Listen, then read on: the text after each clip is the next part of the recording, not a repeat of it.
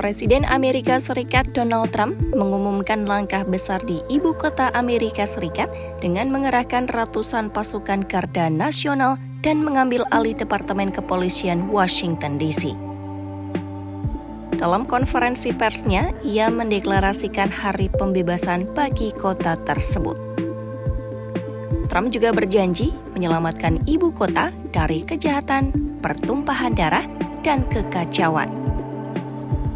Namun, wali kota Muriel Bowser membantah klaim Trump. Ia menyebut Washington DC justru berada di titik terendah kejahatan kekerasan dalam 30 tahun terakhir. Menurutnya, kota ini telah mengalami penurunan besar dalam kasus kriminal sejak puncaknya 2023 lalu.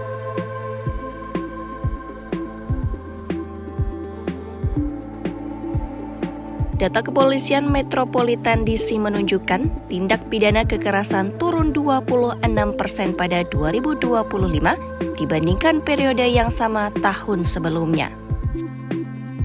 Perampokan turun 28% dan pembunuhan menurun 12%.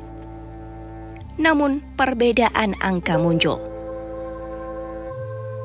Kepolisian Metropolitan Washington DC atau MPDC mencatat penurunan 35% pada 2024, sementara data FBI mencatat 9%. Meski berbeda, keduanya sepakat tren kejahatan menurun sejak pertengahan 2023. Trump mengeklaim angka pembunuhan 2023 adalah yang tertinggi dalam 25 tahun. Data FBI menunjukkan tingkat pembunuhan memang melonjak menjadi sekitar 40 per 100 ribu penduduk, tertinggi dalam 2 dekade terakhir. Pada awal 1990-an, Washington DC mencatat lebih dari 450 pembunuhan dalam setahun. Perang narkoba, geng bersenjata, dan kemiskinan membuat ibu kota Amerika menjadi simbol krisis kriminalitas nasional.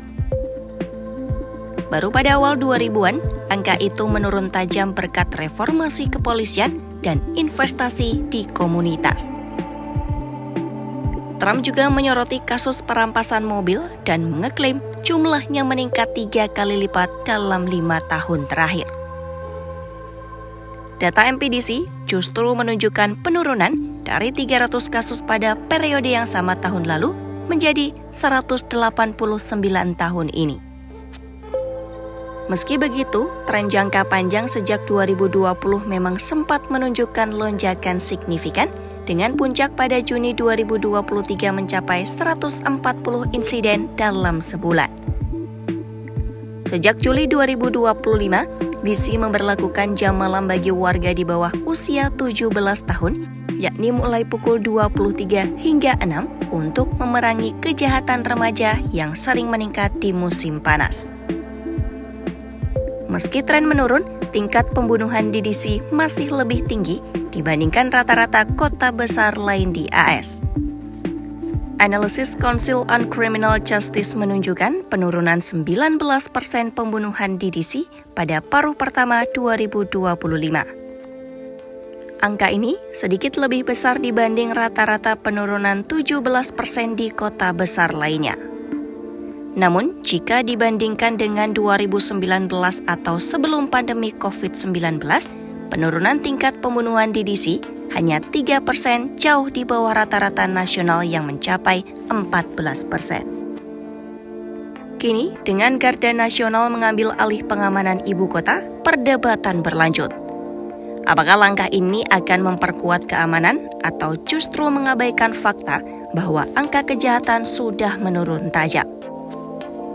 Bagi sebagian warga DC, yang terpenting bukan sekedar klaim angka atau retorika politik, tetapi rasa aman yang nyata di jalanan tempat mereka hidup.